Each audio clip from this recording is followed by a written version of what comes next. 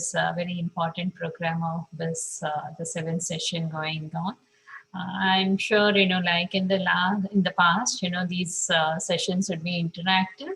I would urge students to take up questions at the end of this session, because it would give you kind of an understanding of the subject matter, and then we will take it one at a time, and I will try to answer all your questions to the extent possible. So with this very few words, shall I go ahead with sharing my screen, please? Yes, ma'am. Yes, please. All right.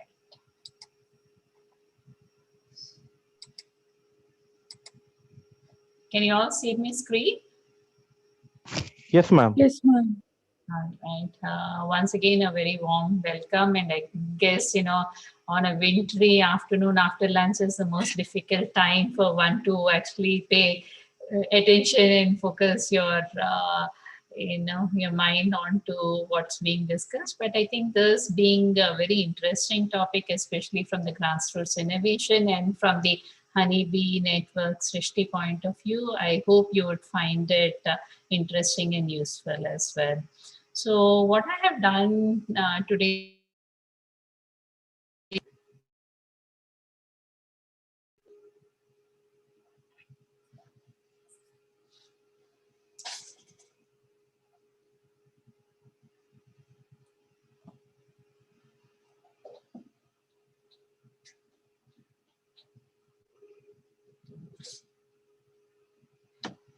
can you hear me? Yes, ma'am. Yes, Yeah. ma'am. Yeah. Sorry, there's been some problem with my system. So anyways, the outline of my presentation would be that, first we'll go with a general introduction. I'll briefly touch upon what's mentioned in innovation. This might be rudimentary to many of you. This is only in the context of, a kind of touching base to see, recap on what we know as invention and innovation. We'll again briefly touch upon what are the methods that are available for protection of innovation. We'll talk about traditional knowledge and its protection, and then we will talk about the ethical framework. So as you might have, it's a problem with my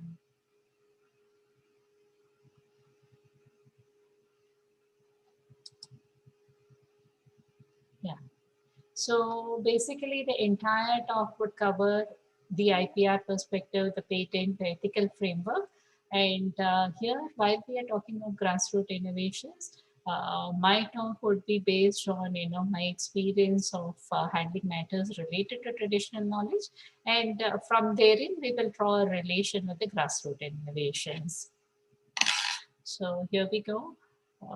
So we are all aware that India is rich in its culture and traditions and things like that. We talk a lot about traditional knowledge, but have you any time looked into understanding what is the definition of traditional knowledge? So it's very interesting to know that there is no accepted definition of traditional knowledge at any international level, including India. But what is loosely defined for traditional knowledge is that it could include knowledge, it could include know-how, it could include skills, practices that have been developed, sustained, and passed on from generation to generation within a community. It could be part of a cultural identity, or it could be part of a spiritual identity. And it's been running for several years, so that is what we call it as a traditional knowledge. And this can be found in a variety of contexts that includes agriculture, medicine, science, technical, ecological, and biodiversity related as well. A smaller component of the traditional knowledge is the traditional cultural expressions. I think this might be something new for many of you. This traditional cultural expressions, or the expressions of the folklore, are basically the tangible and as well as the intangible traditional knowledge. And it include music, performance, narratives, names, including folk knowledge towards medicine, agriculture, and metallurgy, and many things. So while these are largely what are broadly defined as traditional knowledge and traditional cultural expression, Later in my presentation, I will cover as to how these two are related to the grassroots innovations. So as I mentioned, why is traditional knowledge or traditional cultural expression important? Because if you're looking at the traditional tribal knowledge that we have in the country or elsewhere, we see that the traditional science and technology can cover folk treatments, folk medicines, dairy products, methods of agriculture, fertilizers, architecture, metallurgy, metalware, and many more. Okay. Whereas the softer side of what we are calling as the cultural expression could be folk dances, theater, gestures, painting, sculpture, embroidery, and many more. And if you see, there is a close link between the two. For example, if you're talking of painting, sculpture, embroidery, weaving, it would involve, a lot of chemicals and the paints and many more. And it would also involve a design component. There are artisans who are, involved in both fields. So, yeah. And India is extremely proud to have a huge tribal population. This is as of the 2011 census. We are close to about 11 crore tribal population in the country. I'm sure it would have increased multifold now. So why are these important in the context of invention and innovation? So again, let me just go to the basics of what invention is, what innovation is. Okay. So again, let's go to the very basic of what science is and what technology is. When you're talking of science, it is a systematic attempt to understand and interpret the world. And this means skills of literacy and numeracy because you're going by a very rational mechanism or framework wherein you're trying to understand every part of what constitutes what and why does something happen the way it happens. When you're talking of a technology, it is a systematic study of techniques for making and doing things. So there are, it also involves fabrication, it also involves the use of artifacts.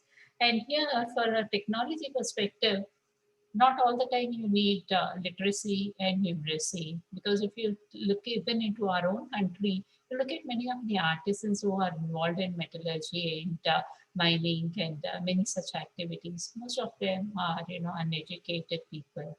So technology perspective, they don't need literacy. Typically, it is more kind of a skill that has been developed over generations. When you're talking of invention, the definition says that it is something creating something new that did not exist before, new solutions to existing problems, and result of human creativity and curiosity. Very often, invention is always misused for innovation, or innovation is misused in the context of invention. So, what does innovation actually mean? It is the process of bringing an invention to the market. So, on a broad terminology or definition level, innovation is invention plus commercialization. However, the innovation does not happen by chance, whereas inventions do happen because you might be doing an experiment, you might want to create something, but in the process you have created something, but that is an invention in itself. So innovation here, it happens by a planned exercise because you're looking towards a commercial gain. With this understanding of what invention and innovation is, let's go and look into what are the different types of innovation. So typically, again, the different types of innovation that are known are the architectural innovation, incremental innovation, disruptive innovation, and radical innovation. In an incremental innovation, there is a small value increase in terms of the invention, and it could involve features, design changes, very small things that can happen. And it also kind of mentions that for an incremental innovation, there is an existing technology and there is an existing market. What you are actually doing is a small increase in terms of the innovation potential. Whereas if you look at the other end of the innovation, which is a radical innovation, it actually involves creating a revolutionary technology. So by that, you are actually not only creating a new technology, but you are also aspiring to create a new market for that innovation. So that is what is called the radical innovation. So while we are talking of all this, let's go and touch upon see what are the different other kinds of innovation that are known. There are product innovations, process innovations, and organizational innovations as well. So what is it and why are these relevant in the context of what we are talking today in terms of the IPR, the patent, and the grassroots innovations? When you look at grassroots innovation, let's go and see what people have said about the grassroots innovations. Here, grassroots innovations by definition are, defined as it is meant for common people with no professional degree or diploma, self-employed, working in an informal sector, and driven by unmet social needs. I think that is what is largely very important when we are talking of grassroots innovations. It has been tried by people without any outside help. It may address one's needs as well as that of a third party, and it addresses a larger regional or a national unmet need, and it is largely empathy driven. Whereas there are differences with the regards to these innovations when we are talking of innovations for grassroots. That is innovation that is meant for improving the socio-economic conditions of communities or individuals who are at the grassroots, and typically this is largely the disadvantaged areas of the communities. While these are, the broad aspects of grassroots innovations, there is innovations at grassroots. So what does that that constitute? It is the innovations jointly done by NGOs or formal sectors in the informal sector or unattached professionals, companies in collaboration with the local people, and it not necessarily involves the grassroots innovators. So when we are talking of grassroots, I think we have drawn a decent enough conclusion here. That is, it is largely for the disadvantaged people, and it is empathy driven, and it is by people who do not have any professional degrees. Okay, and that is what is, I think, very aptly put by Professor Anil Gupta, who says that grassroots innovation are minds on the margin and are not marginal minds. So every person, every citizen in the country, they have an innate ability to innovate, and that innovation is what needs to catch one's attention to see whether it can be applied for a social cause, a sustainable cause. Therefore, we are truly bringing in together an inclusive innovation. And this is not just for India. Even outside of our country, we see people who are extremely empathetic about the grassroots innovations. And I would quote one particular statement by Patrick Crappi, who has been the GM for the Strategic Partnerships for Technology Innovation Agency South Africa, who says, innovation and invention are not the exclusive remit of the haves and the educated. So here, what we are trying to do by this particular exercise is drawing a kind of an empathy towards the people who are kind of disadvantaged, but then they have very innovative mind, very inventive mind, and we are trying to look into how can we develop it further or promote those innovations so that the applicability of it reaches to a larger extent. So what are the examples of grassroots innovations? It could be as simple as machinery. So here I have given a very few examples. It's a machine for Pochampalli saris. Earlier it's all hand drawn, and here I know a person has created a machine so that it is power loomed, and this is a grassroots innovation. There's a cotton stripper machine, which is again a grassroots innovation made by the local people. It could also comprise of fruit and vegetable processing machines. It could constitute herbal formulations. It could constitute even, simple as these rucksacks, at Nairobi, Kenya. They had used these in, growing spinach, kale, and other vegetables in simple soil field rucksacks, and this is from a slab. This is also a kind of a grassroots innovation. Then there could be a little more, somewhere very in the more advanced and the very simple techniques such as the briquette stove making, as you had seen in China. This is again an example of grassroots innovation. And here's a very interesting example from the rural Tanzania, where a person, a child had created a pedal for tiring the water out. Okay, so this is yet again an example of grassroots innovations. So I think this slide actually speaks about the kind of, the roots of where these inventions have come from and how they have actually grown to target a larger section of their own population and help them in improving their livelihoods. So while we are talking of inventions, innovations, and all that, we have talked of empathy. We have talked of helping the local people develop and improve upon what had come from their own end. And now what we are talking about is in terms of protection of that innovations and why do we actually need to protect such innovations. Typically, when you look at any invention that's been created in our labs, for example, say you yourself have invented something, the first thing that you would actually look at is how do I protect my knowledge? How do I take it forward to many other people? While I'm taking it to other people, I'm also concerned whether, somebody would claim that this is their knowledge. So in order to protect the right, that is my invention, I look for methods and, processes or framework where I can protect my own, that particular invention. And world over, there is a framework available, and that is what is called the intellectual property rights. So let's again go back to the basics of what is intellectual property. It refers to creations of the mind, such as inventions, literary and artistic works, designs, symbols, names, and images used in commerce. And what does intellectual property right refer to? It is the assignment of property rights through patents, copyrights, and trademarks.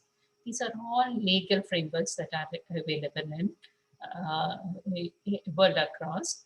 And by gaining intellectual property rights, what it allows the holder to exercise is a monopoly of the use of the item for that specified period and for that specified application.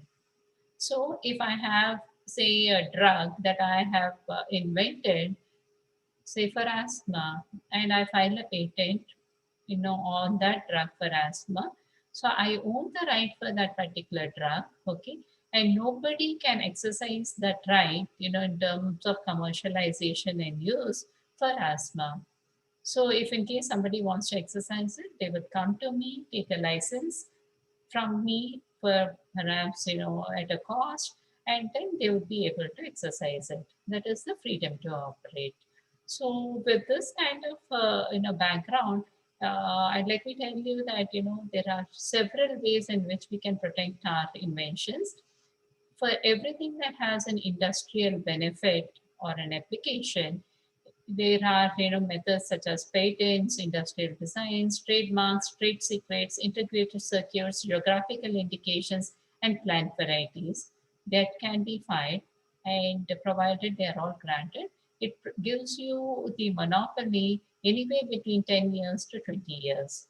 So this is a kind of protection of your intellectual property that you gain by exercising this option. When these are all largely for technologies, based on science and technology, of course, and these intellectual property rights, and as I mentioned, are legal frameworks. So if anybody has, infringed upon your rights, you can always take them to the court, and of course, that's a long battle that you will have to fight, but that's a legal again.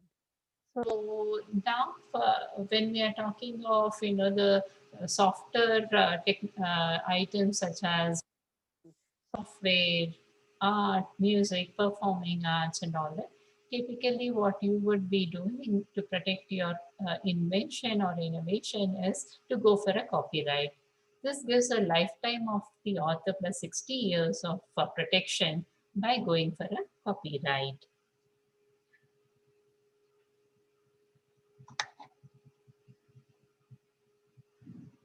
So now let's come to how one can look at the patents in India. and what constitutes the patentability of a particular invention. So as I mentioned, invention means anything new product. It should be a process or a product, which has an inventive step and it is capable of an industrial application. And what is extremely important from a patent perspective is that it's not just enough that it has novelty, it also needs to have an inventive step. So what does inventive step actually mean? It is a feature of an invention that allows or involves technical advance as compared to the existing knowledge. Okay. And what is very important is that this invention that you have made is not obvious to a person skilled in the art. So what does it actually all mean? This all jargon of words that are defined here. So let's actually understand what novelty is and what is inventive step. Say I have created something new, okay, and I know it doesn't exist previously. It is novel, but what does inventive step mean? Say for example, I being a doctor, I have created a drug, say for diabetes. Okay. And this particular drug that I have created for diabetes is based on herbs. There are, as Indian, you would appreciate, there's a lot of, herbs that are used in the country for various medical purposes. And the Irish stream of medicine is one that relies a lot on, herbal medications. So if I go back to the traditional text of Ayush, okay, I identify, three or four plants that have properties that would help alleviate diabetes. Okay, so I choose, three of those four different plants that are differently known, individually known for diabetes, and I create a combined formulation. So now I want to file a patent saying that this is novel because it's not, this particular combination was not known previously. So now the question when I go to the patent office is that, is this inventive step or not? Okay. So as a doctor, I knew that, this particular plants individually had, and I had a gut feeling that, combining all this would only improve upon the activity of that particular formulation. So that's the reason I go with that. Okay. Now the question when we talk of inventor step is that, do my colleague, okay, who is also a person skilled in the art, would he be able to come up with a similar formulation or not? Is it obvious to him or not? And typically the answer would be yes, because in this case, it is well known that individually these herbs had all, anti-diabetic properties, and combining them, it is a simple combination.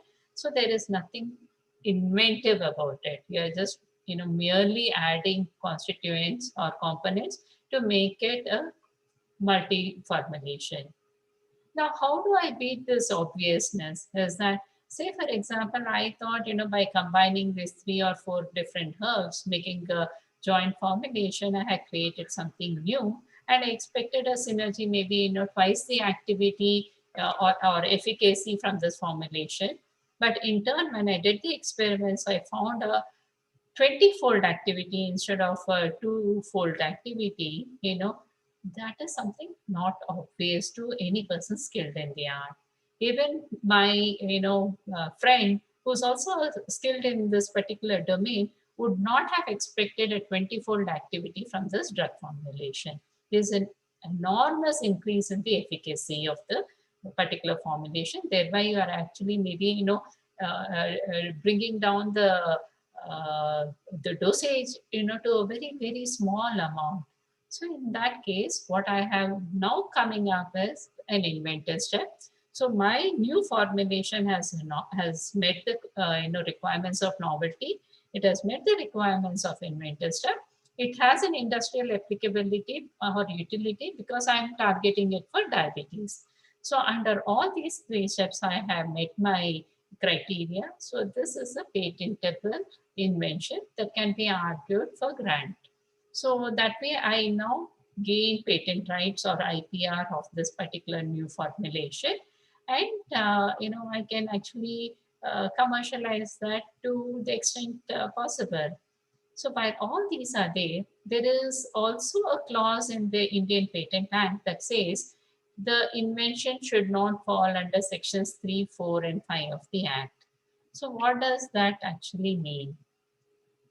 So here in this particular case, perhaps at a later time I will touch upon it, especially the section 3p says that no traditional knowledge in the country can be patented. It no traditional knowledge either as a single component or mere mixture of multiple components cannot be patented. Our Indian Patent Act doesn't allow it, but world over it allows. So to beat that section 3p, as I had mentioned, the inventor step should be met, and thereby you are actually making it sure that it is not obvious to a person skilled in the art. So this is what one needs to keep in mind when you are looking at recreating formulations or drugs from known entities or plant materials. So as I had mentioned, patents, it provides a legal title. It gives an exclusive right for the person who's holding the patent. It could be for a limited area or time, but typically the coverage is about 20 years from the date of filing. The very important part of filing a patent is that it stops others from using it or selling it without your authorization. It also, one needs to keep in mind that you should disclose the information in sufficient detail as to how the invention works. You can't hold on information and say, let me get a patent. That is not allowed. And when granted, the applicant becomes the owner of the patent. The patent can be bought, sold, licensed, or mortgaged. And when you're talking of territorial rights, whereas you might give the patent only within India or within regions, maybe all Asian countries and all that. So that way you will be able to stop others from importing products into to that specific country. Patents can vary. You can target a very high-end technology that you have created, or you can actually look at this example that I have mentioned here. It is a simple case of an instant noodle. The world's first instant noodle was created by the Nissan Food Products Limited, Japan, and it could be eaten in just a bowl and chopsticks, and this was in the year 1958. Okay, and this made roads into the global market by way of patents. So one can understand the importance of filing IPR rights for your invention so that it is protected from misuse. The other the frameworks that are available to protect uh, grassroots innovations, including traditional knowledge and geographical indications. Here I've given you examples of Darjeeling tea, Udupi Mallige, the Asomia, Gamocha, Japi, the Nagpur orange, the Thanjavur painting. For everything you would see, it is linked to a region. The tea is linked to Darjeeling, the Mallige is linked to Udupi, the orange is linked to Nagpur, the painting is linked to Thanjavur. So basically the geographical indication, it is a protection of goods which are linked to a particular territory or a region or a locality, and it has within quality is assured, the reputation is assured, and the manufacturing, everything occurs with that traditional knowledge that it has been passing on from years together. So this is what is the geographical indications, again a framework of protection of your technology. Now, when you're talking of plant varieties in India and in many other countries as well, one cannot file a patent on plants. Okay, the protection for plants comes under the Protection of Plant Varieties and Farmers' Rights Act. So every new variety that is created can be protected by taking a registration at the at the PPFA, and here it provides the rights of the farmers and the breeders as well. It is to stimulate investment for research and development. It also helps facilitating seed growth of the seed industry. And by this protection, what it enables is availability of high quality seeds and improved varieties to the farmers.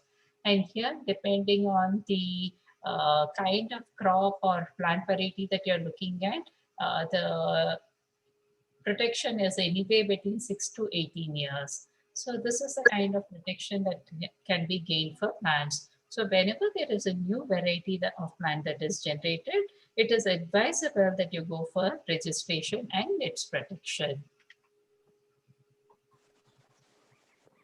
While these are largely, from the point of bioresources that and simple grassroots innovations that I have talked about, there is a one very important framework for protection of the technologies or the grassroots innovations, and that is the utility model protection. This is not available in India. Okay, we do not recognize utility models, but it actually provides for small scale incremental innovations. So, I would want you to refer back to my discussion on, what is patentable. I mentioned novelty, I mentioned inventorship, and I have also mentioned the application or industrial utility. If you are looking at the inventor step, which actually makes things very difficult from the obviousness perspective, what many countries have done is that to encourage these MSME related innovations or grassroots innovations, they had gone and adopted what is called the utility model. So for these utility models, you do not have to go in for proving your inventor step. It could be a very mild incremental innovation that can be obtained, okay, and it could be simple designs. Whereas a patent, involves a lot of expenditure and cost, the utility models are cheaper ways in which one can protect the innovations. And of course, it is for a limited period of time compared to the patent of 20 years. This provides a protection of 6 years, and of course, it can be extended depending on the needs. But this is something that can be also looked into. So, however, this is not available in our country. Here, the utility model it was adopted in Germany, and one can see that they had kind of imbibed the sense of innovation even among the grassroots innovators as well as the MSMEs, and then brought in a greater appreciation of protection of their innovations, and that what has led to greater filing of patents in those countries. So you actually move transition between the utility models to the greater patent rights. So we had talked about all the basics now, now yet again, I will touch upon what is the basics where traditional knowledge is concerned. And here why it is important is that, many of you might have been aware that, we had fought long battles on patent with regards to turmeric, on basmati, on neem, and many more, And this actually led to rethinking of our the ways we've been, treating our traditional knowledge. And this also a kind of, invoked a sense of appreciation of the Indian traditional knowledge amongst the citizens and a sense of belonging. Here, in the case of turmeric, basmati, and neem, where I've just chosen three examples, patents had been filed either in the US or Europe or across the globe, where patents were all based on our Indian traditional knowledge. In the case of turmeric, it was for wound healing. In the case of basmati, the lines and grains were patented. The fungicidal formulation of neem was patented in the year 1995. If you look at the grants, all the three patents that we filed, were granted either in the USPTO or or at the EPO, the European Patent Office. And so, what is the cause of all this, difficulty or the shock that we received? See, as I had mentioned, the patents provide a legal framework.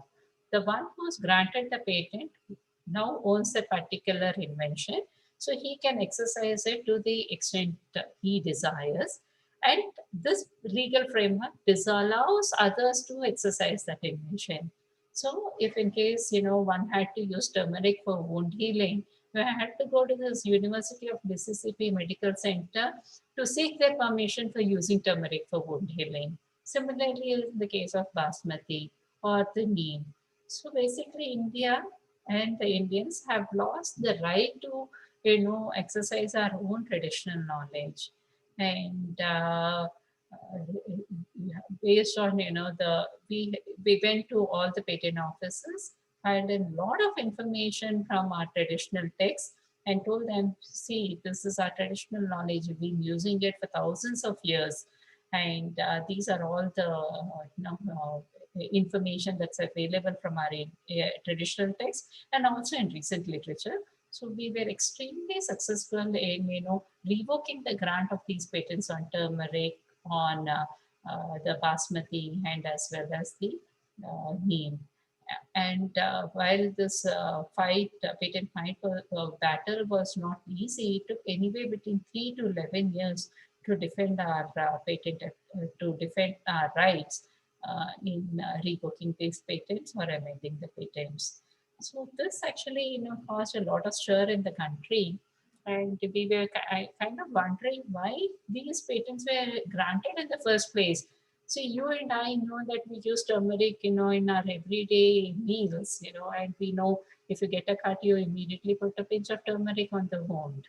Similarly, basmati rice is a daily meal of many North Indians. And if that's the case, how could somebody apply for a patent and how could somebody grant a patent? So now if you look at, how patent applications are viewed at a patent office. So say you file a patent, the patent examiner at the patent office looks at it. So what he does is that whatever are the claims that you have made in terms of novelty, inventorship, he goes and sees whether there is any information available from prior literature. When I talk of prior literature, it could be non-patent literature or it could be patent literature. So he has got what is called the PCT minimum documentation. This is basically the documents that he is asked to refer when a patent application is being examined. And this PCT minimum documentation covers all the patent literature and the non-patent literature from recent times. Unfortunately, in our case, none of the Indian traditional knowledge related texts are part of the PCT minimum documentation. One is that. The other thing is that our Indian traditional knowledge is in very, varied languages and texts. And this is again not accessible or understandable by a patent examiner sitting in countries outside of India. So basically, when we are talking of this what we call as prior art is something that is made available to the public anywhere in the world by means of written disclosure, or it could be drawings or illustrations as well. So in this case of turmeric, basmati, and neem, the patent examiners claim that they could not find the right prior art to these patent applications, which actually proved that the inventions have been novel, it invoked an inventorship, and therefore the patents were granted. So only after we provided the translations of our ancient texts and a lot of other literature, the patent examiners relooked at the data and we spent a lot of money in fighting this legal battle and made sure that the patents were revoked and amended. So when somebody uses your patented invention without seeking your permission, okay, or they have utilized your invention which was not patented, say in the case of traditional knowledge, okay, so what does it amount to? It amounts to what is called the misappropriation of one's rights.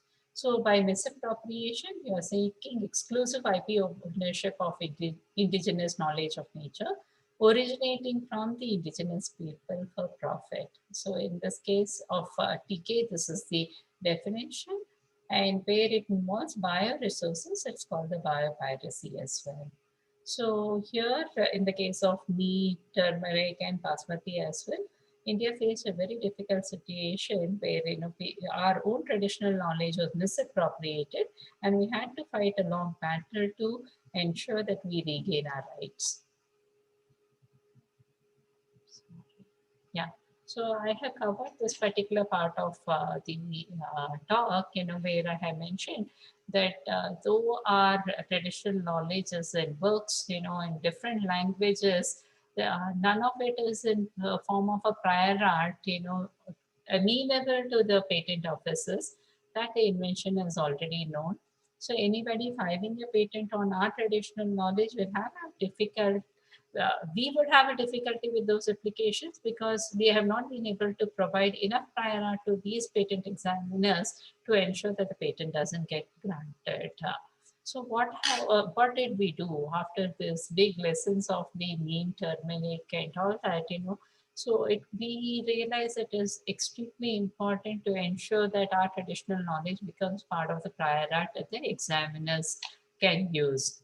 So this is all true when our texts are all in the form of classical text where one can refer to. You can translate this information and say that there is a prior art. But as I started off in the very beginning, I mentioned that there's a lot of information in the country, especially the tribal population, wherein the information is passed on from one generation to the other by just verbal communication through word of mouth. So in this case, where in these days, where we see that there's a lot of people who are actually relocating to the cities and urban areas from the smaller villages and towns. They are not actually, adopting or willing to take up the same profession that their older generations had done. So in this case, when an old person dies, the entire information is lost. And that is aptly put across by this African proverb. It says, when an old man dies, the library burns to the ground. So this is a very difficult situation that India is also facing. Many of our knowledge holders who are extremely knowledgeable about their particular areas, be it in the case of folk medicines or the metallurgy or many other kinds, including weaving and many things. When the old person dies, we are actually on the brink of losing all this knowledge. So it's extremely important that we ensure that there is proper documentation of all this information. So when we are talking of documentation, it is accumulation, classification, and dissemination of the information, the material that is collected. So one can document traditional knowledge or even cultural expressions by writing them down, by recording them, taking pictures, filming them, in whichever way. It should not be by the word of mouth or the traditional way of preserving the and passing of this particular knowledge. So I mentioned about the traditional knowledge of neem, basmati. We fought long battles, and so what did the government of India do in all this? Is that we felt a need for documenting this traditional knowledge in a way that it is accessible and amenable to all the patent officers. Okay, so that patents are not granted, and that way we'll be able to prevent its misappropriation. So that led to the birth of the TKDL, which is the main mandate is to protect and preserve our traditional knowledge from misappropriation. And this is a very unique initiative under the Council of Scientific and Industrial Research, that is CSIR, where I belong, and the Ministry of Ayush way back in 2001. Today, the TKDL boasts of almost close to about 4 lakh formulations from the Indian systems of medicine that include Ayurveda, Unani, Siddha, Yoga, and Sovarikpa. The metadata for this TKDL database is what is called the Traditional Knowledge Resource Classification course, that is a TKRC course. The structured content, which is searchable, and this information is provided in English, French, German, Japanese, and Spanish. And while we provide this information only to the patent officers who have signed agreements with us, this is again based on a government approval that we had got. The patent offices use this information across the globe. 13 patent offices have signed agreements with us. They use it while examining applications that are relevant to our traditional knowledge. In addition to that, we also file the pre-grant oppositions. So, say for example, TKDL identifies some particular application which has relevance to Indian traditional knowledge, but unfortunately, that concerned patent office has not raised any objection to that application. We filed what is called the pre-grant opposition. We pass on the information from our TKDL database in terms of the relevant evidences and make sure that the patent doesn't get granted or is amended to the extent required. So this is how the TKDL database is structured. We have information from Ayurveda, Unani. As you can see, it's all from different languages, from Sanskrit to Boti, the Northern Himalayan medicine, that is Suvarikpa. We have covered all that. We're close to about 4 lakh formulations, and you will be amazed with the amount of content that the database actually includes. We have signed agreements with 13 patent offices across the country.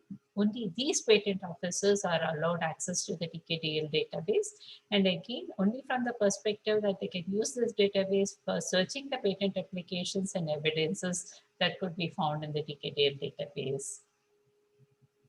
And in addition to that, this is one of the frameworks that we have in terms of protecting the traditional knowledge. The other ones are, in terms of the bioresources and traditional knowledge, what we call as the National Biodiversity Authority. Under that, the Biological Diversity Act 2002 has been enabled. This allows for conservation of biological diversity, sustainable use, and in addition to that, what is called as, the People's Biodiversity Register is also maintained by them. In all of this, the key emphasis that has been given is on the prior informed consent and access benefit sharing mechanism.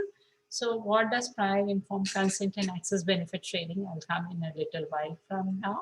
So the People's Biodiversity Register is basically collecting and documenting knowledge that is available at the panchayat levels, at the village levels.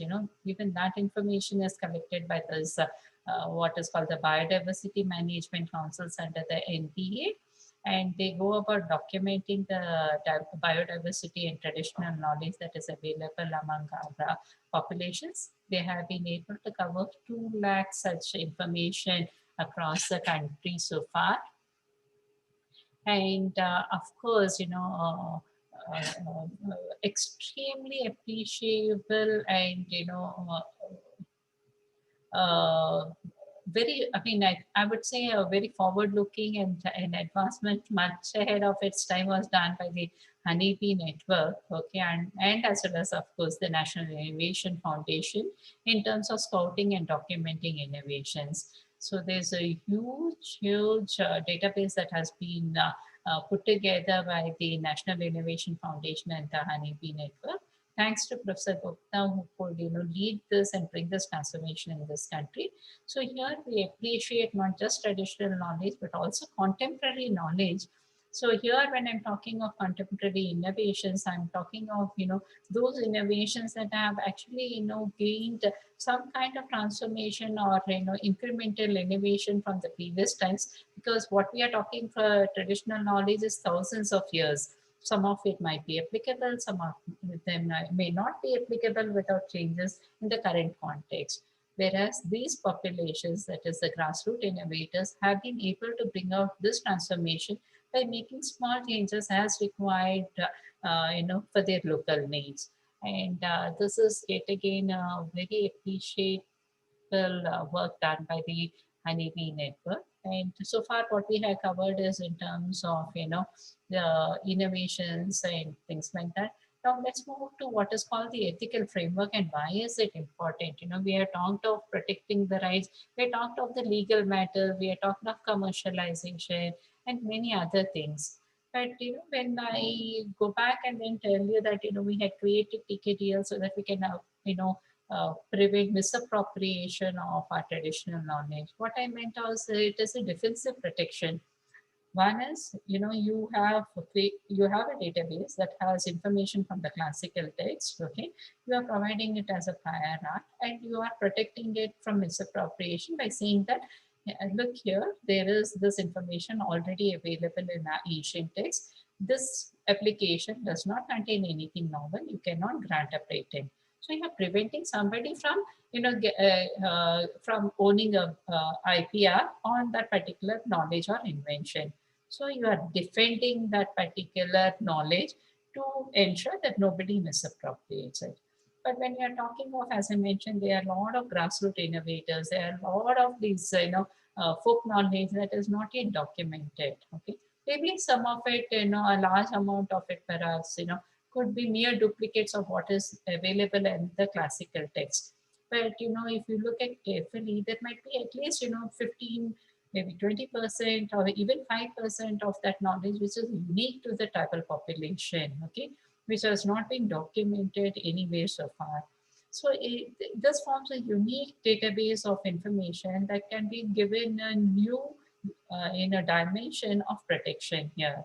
In addition, even if it is a known invention, there are bioresources being used. Okay, when these bioresources are being used, how do we create a positive protection of these, for the people who are involved in such matters, So that is where we need to draw a balance between a defensive protection and a positive protection.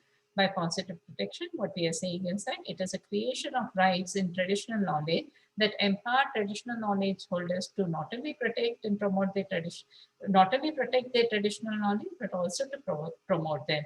So here we are looking at a very careful balance of how do we take care of the livelihoods of the people. And when we are talking of livelihoods, that is where an ethical framework comes into place, and that is what is of high essence today.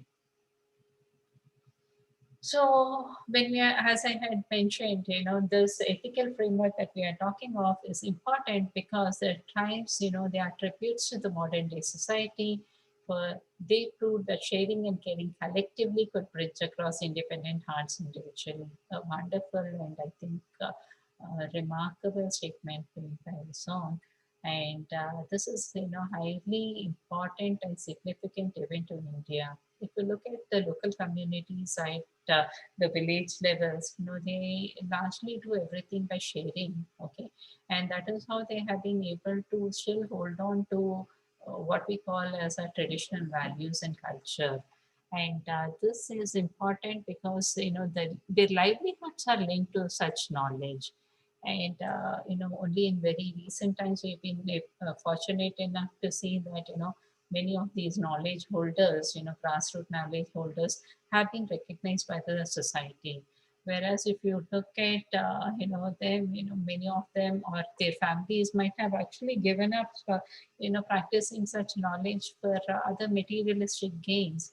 And it is therefore important that we create frameworks that are important to protect their rights, their livelihoods, and to ensure that the local population that have migrated to the urban go back, return to their own localities and practice these inventions to also bring in socio-economic growth in those regions. So while we are talking of all that, what is very important is that it is not as easy as it looks to, say that, okay, here is traditional knowledge, let's go document it, when we have still no idea as to, what needs to be protected, what cannot be protected. So here are a few questions that one needs to keep in mind when we are talking of traditional knowledge and or traditional cultural expressions.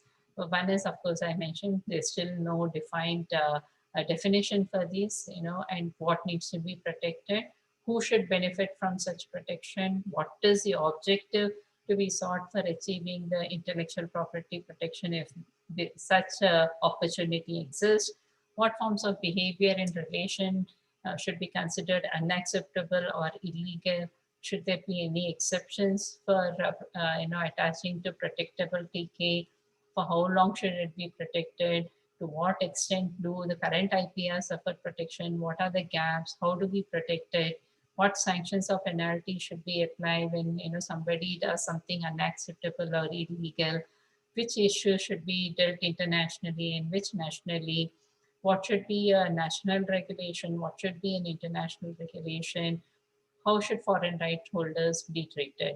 So these are a lot of questions that we have that have come up through mutual discussion among many countries who all own the traditional knowledge. And by our own beloved Professor Gupta, if you look at it, he has actually created this contested domains of local knowledge, because there is, when you are talking of especially the tribal knowledge or folklore, this information might be restricted to a small community or maybe an individual, or it could be known in the public but across regions. So how do we identify and how do we assign rights? These rights are important because when we say that it's linked to a livelihood, we need to ensure whoever it is, it could be an individual, it could be a community, or it could be public at large, they all need to be provided that the benefits of such commercialization of such knowledge. So here, when we are talking of, this particular diagram, it actually clearly says that, while there are common reasons across the community knowledge or individual knowledge and knowledge in the public domain, there is still yet a unique space that they occupy. And this is what actually is important from the perspective of today's talk, where we are not only talking of protecting the knowledge per se, but we are also talking about protecting the rights of the people involved. So let me come to what is very important, the free, prior, informed consent and the access benefit sharing. I think that would largely complete the discussion that I had intended today. So when we are talking of knowledge that is linked to people's livelihood, there are two things that we need to understand. One is that this particular knowledge has been with that individual or community for ages, and what we are doing is that we are trying to gain knowledge of that particular information, so that it could be well-meaning or it could be with an intended commercial benefit that we are talking of. But no matter what, when we are trying to access that information, we need to make sure that the community understands why we are taking that information. And that is what is called the free, prior, informed consent. You are telling them the pros and cons of sharing that knowledge with us. Whereas, if I'm, say, a research institution, I would like to tell that person, okay, here is your knowledge. Would you like to share that with me so that I can further the R&D and create more value for you? Say if it is a ready-made technology, but he has a very limited scope of commercialization, I go to him and say that can you please share this information, and I would want to take it to the market with third-party help. Would you be willing to share this knowledge with me and also share it with the third party? Depending on the answer, yes or no, you need to then take a step forward. And that is very important, which many of us do not actually take cognizance of. There are lots of papers on ethnobotany and many such things where people have just taken such information, published research articles on that, which is again a very small bit of R&D, and you are actually kind of opened up this particular information to the larger, wider audience across the world for misappropriation. So this is what one needs to be mindful about. So as I had mentioned, the prior informed consent form, that had been devised by the National Innovation Foundation and the Honeybee Network, is an extremely, well done document, and it actually provides all the required information to the, innovators, be it an individual or a community, to see, what kind of information is there, to what extent they would like to share it with us. Do they want it in on commercial terms? What is it that they would like to have? Would they like a third party to add value to the innovation? And if in case whether the community or individual would want the organization to mediate on behalf of commercialization as well. Okay.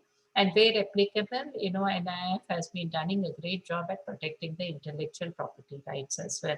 As I had mentioned earlier, typically a traditional knowledge cannot be patented in the country, but I also gave you an example of contemporary innovation or knowledge wherein traditional knowledge has been improvised, for better value, for better applicability to the local cause. And that is what is, how that is what they can be look for, securing intellectual property rights.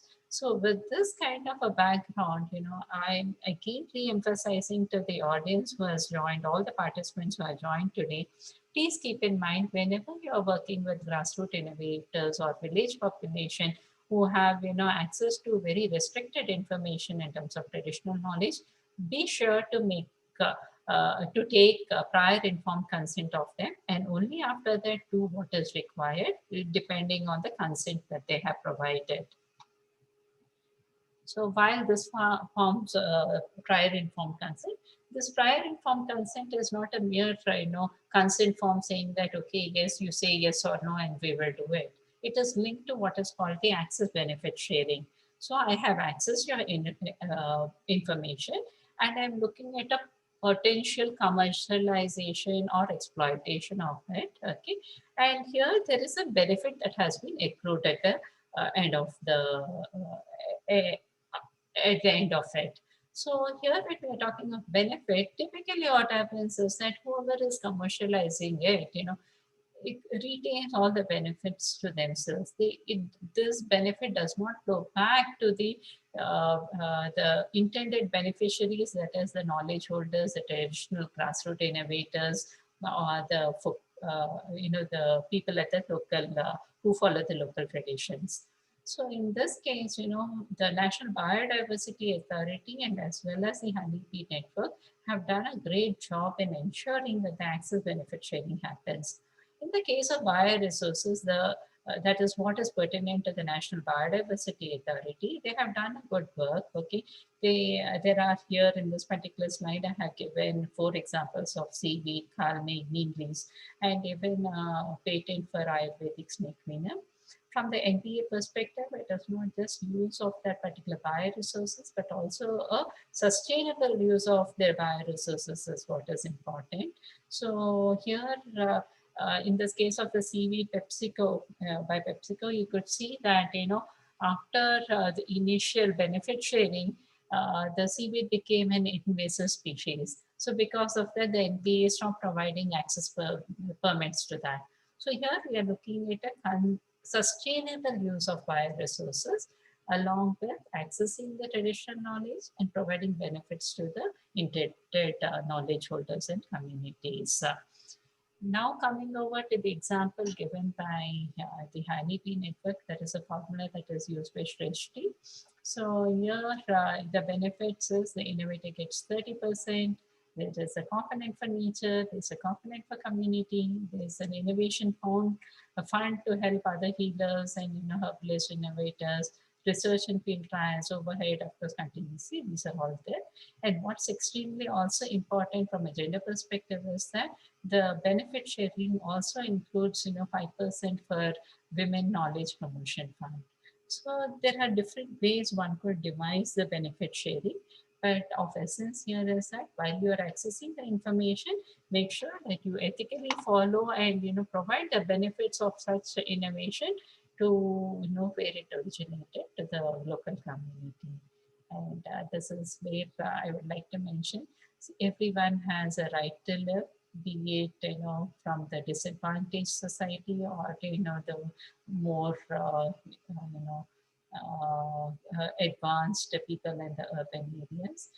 The grassroots do matter for us because India largely is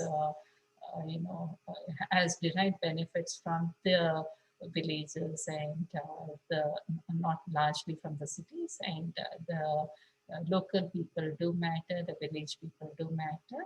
And again, I will go back to the slide.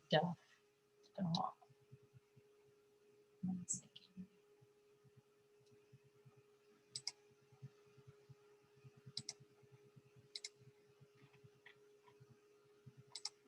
I'd like to go back to this particular slide wherein, it actually sums up the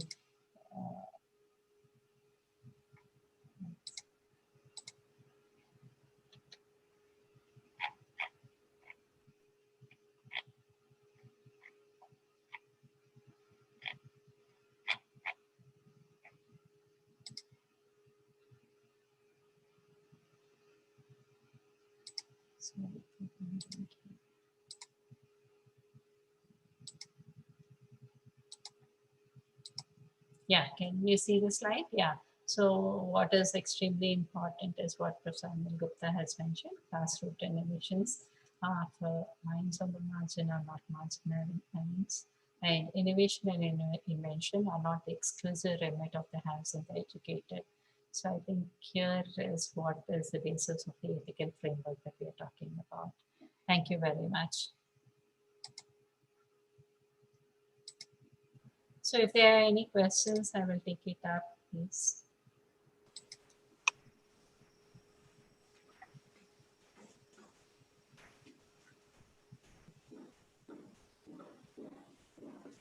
Students, we are open for a question and answer.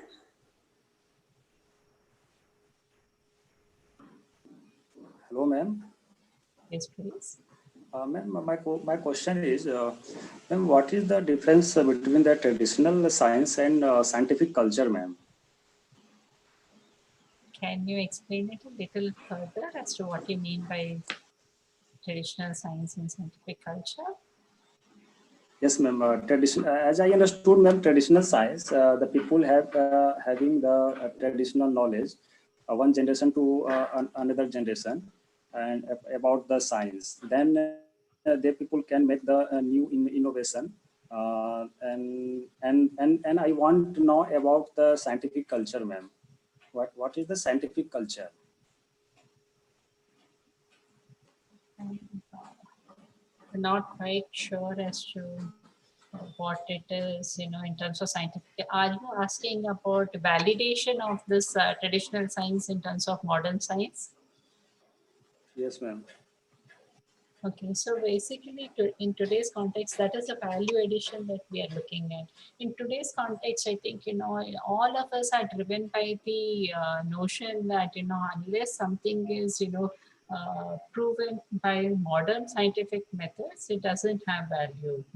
So even if in case it is widely practiced in our villages, we still go in and then say that, let me scientifically validate it, use the most new scientific methods to prove our innovation. And then, based on the readouts that we give, we publish a paper and then we say that, this is what it is. We create, that is what is, as I had mentioned, validating of, traditional knowledge through modern scientific methods. We create scientific evidence to show not only to ourselves, but to the world over, saying that, yes, there has a basis for this particular invention being used for this particular purpose. So that is what is done. It's not very easy to, scientifically validate all of our traditional knowledge. Say, for example, even if I have to cite the TKDL database, today it has close to about 4 lakh formulations. Okay, how easy or difficult is it to actually create validation for each of this particular formulation? 4 lakh formulations is huge. I think even considering the modern medicines which had evolved close to about 100 200 years ago, you still have close to only about 2,000 drugs that have been approved by the regulatory authorities across the world. Okay, it's not crossed that numbers. And here we are talking of, and we are still not done with, our classical formulations. Still we are going, and this is only from the books that have been covered. If you have to look into the folk medicine, much more as well. So I'm truly not sure whether I've answered your question or not, but if you have any further doubts, I think you may want to explain further. Okay, ma'am. Ma'am, my second question is, can I ask, ma'am? Yes, please. Yes, please. Ma'am, okay. And apart from the prevention of traditional knowledge, so government already has made the different kind of the act for the prevention of traditional knowledge. But ma'am, in the sense, my question is that is the government prepare the any laboratory for where the people having the traditional knowledge and make the new innovation?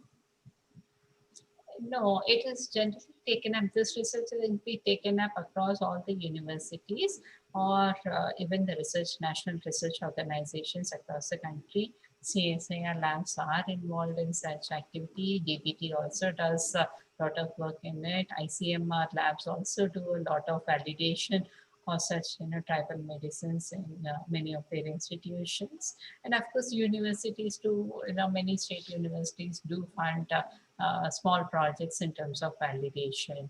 So that is largely what it is all about. There is an ICMR institute that looks into, it is called the National Research Institute for Tribal Health. I think it is that. So it, these are the things that I am aware of. Yes, ma'am. Because ma'am, people working in the only informal sector. That's why ma'am, I am asking that question. Okay, ma'am.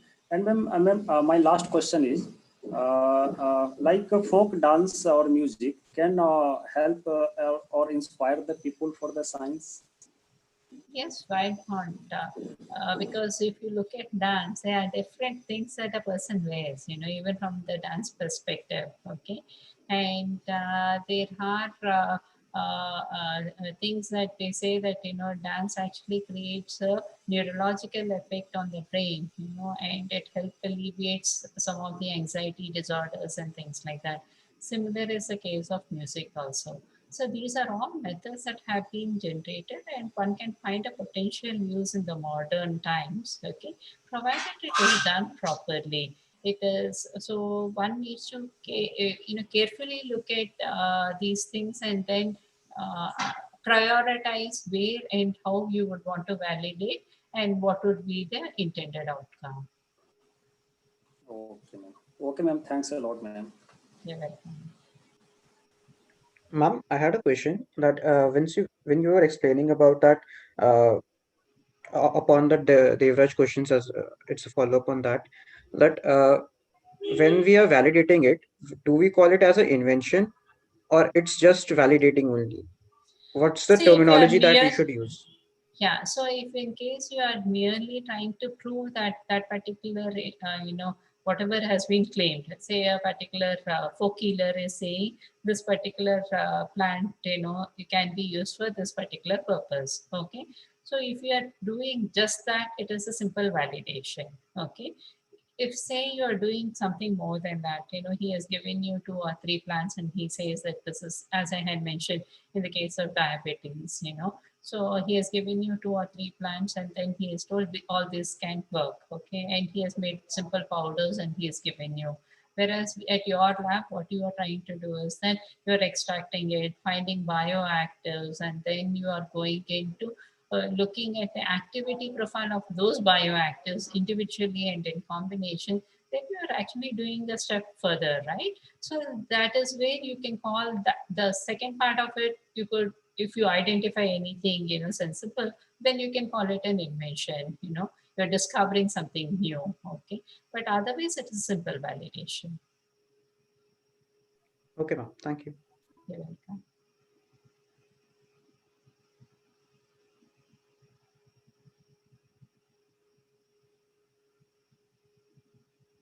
Any further questions? I hope I didn't put you all to sleep. No, ma'am. No, No, ma'am. ma'am. Okay. In fact, patents is something that we were looking forward to it because as researchers, we are always in a blind spot towards these technical terminologies or legal terminologies. So Yeah. patent is something that we were looking forward to it. So one needs to be careful because it's all a legal framework, right? One needs to be extremely careful when you're talking of patent, including the kind of author, inventors that you mentioned, the affiliation you mentioned. Everything has a this legal link to that application. It has a legal connotation to it. Ma'am, there is a question in chat box. Yeah. As a folk dance or music is not owned by a particular person or family, who will apply for patenting? Yeah, typically, as I had mentioned, dance, music, and all is not patented. You can only copyright it. Okay, and you're going by the patent laws. If one way to exercise the same thought process, even for copyright, then this one, the dance per se cannot be copyrighted. But say you are creating a particular program or things like that, and you are creating a software for that, that can be patented. Say, now let me give you an example of the TKDL database itself. The TKDL database, is a database that comprises of all traditional knowledge. Individually, I cannot go and find a IPR on any of the traditional knowledge component, but the database per se, I can say that it can be copyrighted. So that is a similar, example of the folk dance music that Pratiksha has mentioned.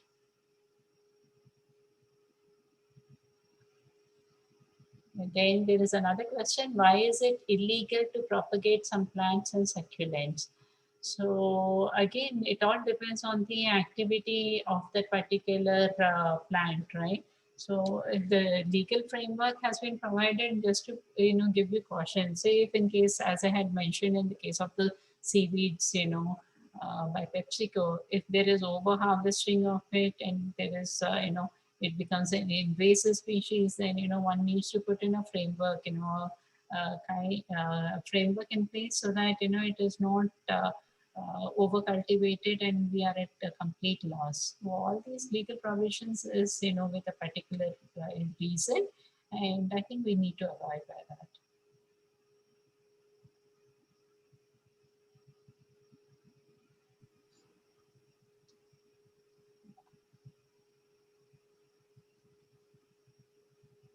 Yes, please.